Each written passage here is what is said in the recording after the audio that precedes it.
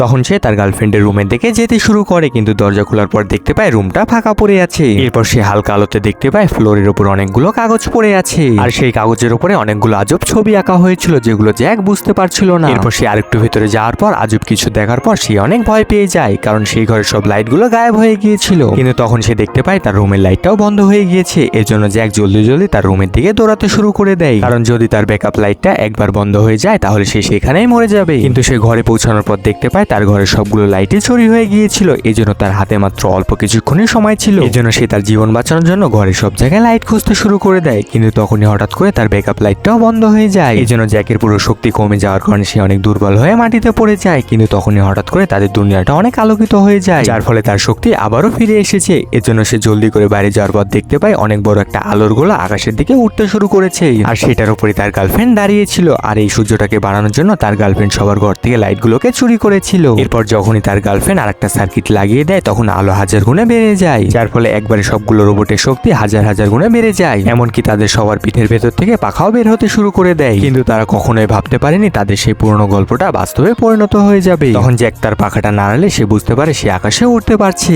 এই জন্য সবগুলো রোবট এই অন্ধকার দুনিয়া থেকে মুক্তি পেয়ে গেলে তারা উড়ে উড়ে আকাশের দিকে চলে যায়। কিন্তু তবুও কিছু মানুষ এই চ্যানেলটিকে সাবস্ক্রাইব করে না।